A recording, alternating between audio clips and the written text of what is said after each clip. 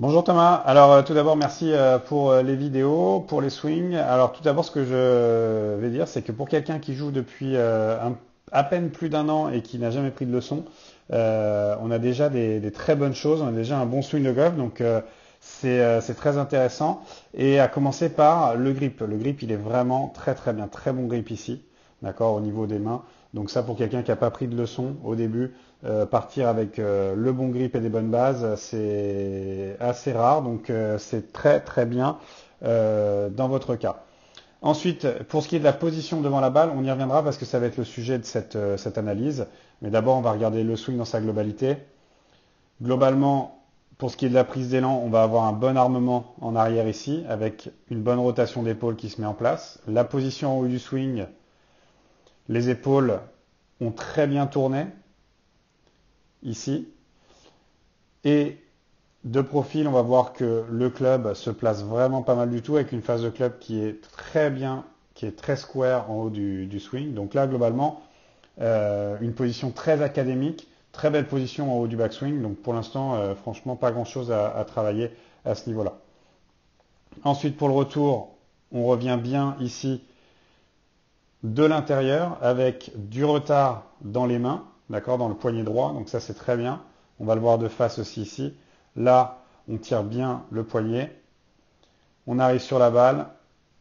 Relativement une belle extension au travers de la balle avec les hanches qui s'ouvrent. Et un finish en équilibre vers l'avant. Donc bref, déjà un très bon swing de golf. Et encore une fois, pour quelqu'un qui n'a pas pris de leçon, avoir un swing aussi académique après un an, c'est vraiment bon signe. Pour ce qui est du talent global de votre talent, en tout cas. Donc, les soucis, c'est qu'on fait un petit peu de fade, et les soucis, c'est on a des problèmes de contact parce qu'on se redresse un petit peu dans la frappe. Et dans un premier temps, avant de parler de trajectoire, vraiment, je voudrais parler de la posture, parce que la posture fait qu'on va être obligé de se redresser dans la balle. On est beaucoup trop, on a les mains beaucoup trop basses et trop en avant pour un coup de fer. Et donc on va voir avec l'exemple des joueurs professionnels ce qu'on doit essayer de mettre en place pour créer plus de liberté dans la traversée, moins le besoin de se redresser et petit à petit un chemin de club plus intérieur-extérieur pour avoir des balles en draw. Alors tout d'abord on va s'intéresser à la vue de profil et sur la vue de profil on va voir que l'idée de base ça va être d'être plus grand devant la balle pour avoir plus d'espace. Donc ça va se symboliser par quoi? Il y a plusieurs détails. Déjà la première c'est d'avoir un bassin qui va être plus au-dessus de nos pieds. Donc si je mets une ligne ici, l'idée c'est d'avoir un espace entre la ligne et le talon gauche beaucoup plus restreint. Là l'espace il est très grand, d'accord?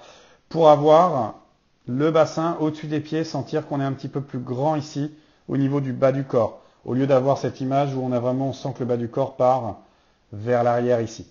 Donc ça c'est la première des choses, ça va nous permettre d'être un petit peu plus grand aussi au niveau du haut du corps, de créer plus d'espace sous nos épaules pour avoir des bras qui pendent devant nous, en dessous, mais aussi un tout petit peu devant nous ici. Donc là si je mets un trait, on va voir que l'angle entre ses bras et son club est beaucoup moins prononcé entre le bras droit et le club que dans votre cas.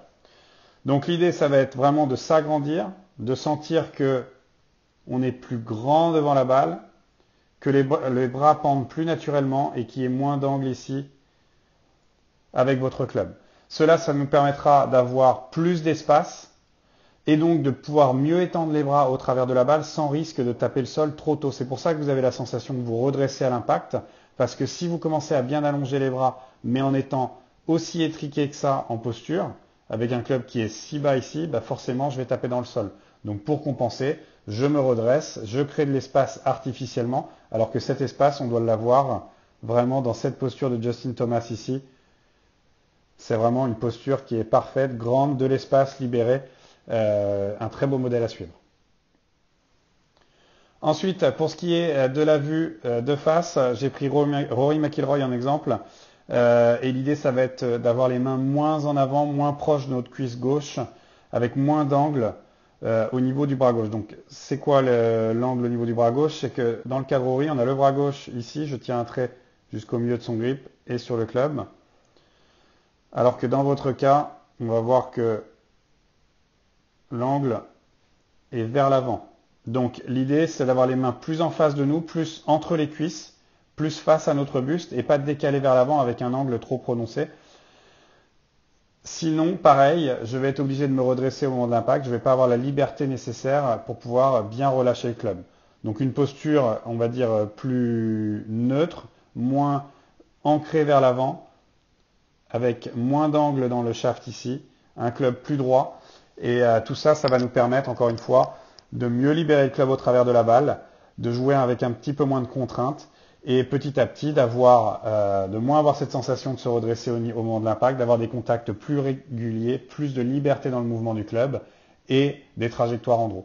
Donc une posture, des petits détails à changer en posture, Thomas, pour petit à petit bonifier ce swing qui a été appris tout seul, encore une fois on le répète, et qui est globalement bon. Ça demande à être bonifié, voilà, c'est plutôt pas mal. Maintenant, on peaufine les détails. Bon entraînement.